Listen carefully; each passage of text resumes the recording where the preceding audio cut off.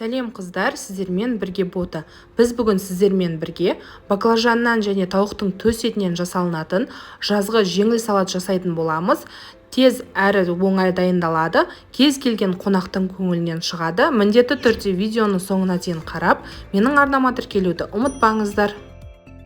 Көкөністер, тауықтың төс еті және дәмдеуіштер қажет болады. Ең бірінші баклажаннан бастаймыз. Өзімізге ыңғайлы пішінде кішірейтіп, сыртын тазалап ашимыз және де ыңғайлы формада турап аламыз.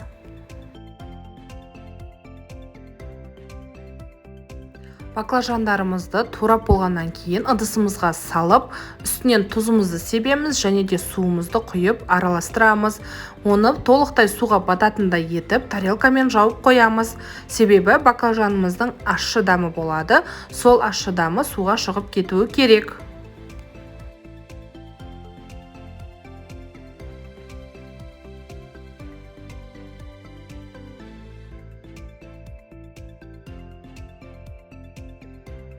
Келесі кезекте тауықтың төс етін турайтын боламыз, қыздар.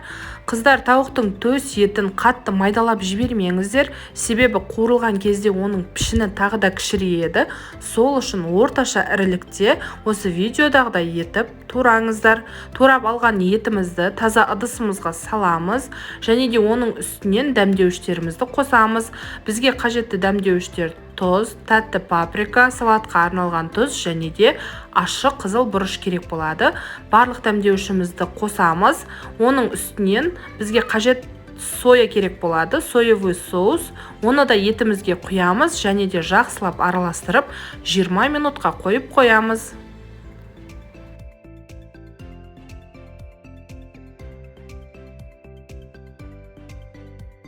Баклажан және ет дайын болғанша көкөністерімізді турап аламыз. Ең бірінші қиярдан бастадым.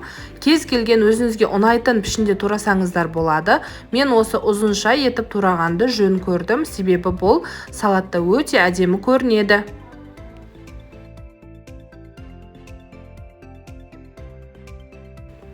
Қиярымызды таза ыдысымызға салып аламыз. Қиярдан кейін қызанақты тураймыз, қыздар. Қызанақты помидорды қиярдың пішіні сияқты ұзынша пішінде турадым. Сіздер өздеріңізге қандай пішін ыңғайлы, солай тураңыздар. Туралған қызанағымызды қиярымыздың үстінен саламыз. Келесі кезекте полугорки пересін турайтын боламыз. Полугоркиді қуырмаймыз, сол үшін ұзынша етіп, жіңішке етіп, майдалап тураңыздар. Турап алған полугорки бұрышын салатымыздың үстінен саламыз. Сары светофорды 4 бұрыш етіп тураймыз, себебі бұны етпенен бірге кішкене қуырамыз, сол үшін ірілеу болуы керек.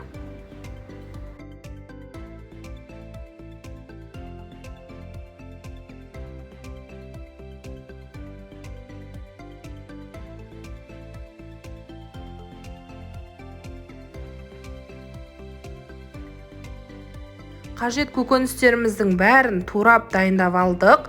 Енді табамызға майымызды құямыз және де майымыз қызғаннан кейін судағы баклажандарымызды алып, табамызда қуырып, қып-қызыл сап-сары алтын түске енгенше қуыратын боламыз. Баклажандарымыз қып-қызыл болып осылай қуырылғаннан кейін баклажандарымызды өзімізге ыңғайлы затпенен сүзіп аламыз. Келесі кезекте тағы да табаға аз май құямыз, көп құймаңыздар, мөлшері өте аз болу керек. Оның үстінен жаңағы тауықтың төс етін саламыз және де жақсылап ыңғайластырып, бетін жауып, 10 минут бойы ашпай қуырамыз.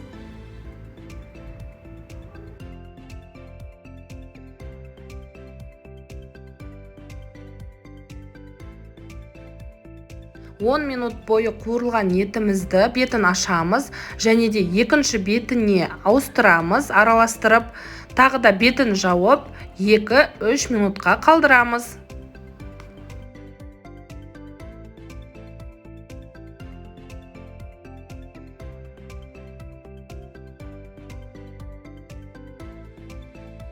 2-3 минут бойы қуырылғаннан кейін бетін ашамыз және де қызыл, сары светофор бұрыштарын саламыз. Отымызды сөндіріп, табамыздың ыстығыменен 2-3 минутқа светофор бұрышын табамызда қалдыратын боламыз. Отты жағып қуыруға болмайды қыздар, себебі қатты қуырылып кетеді. Сол үшін отты сөндіріп, ыстығымен қойсаңыздар да дайын болып шығады. Ең соңғысы көк шөптер, яғни зелень қалды.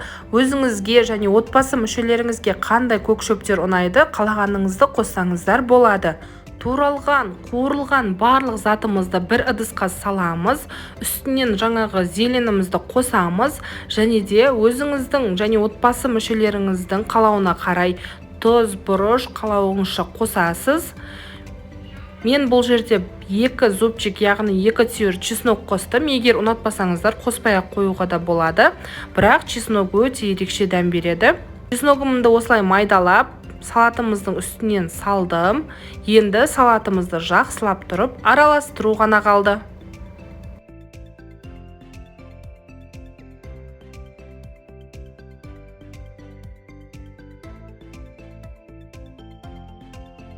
Мінекей қыздар, біздің ерекше салатымыз дайын болды.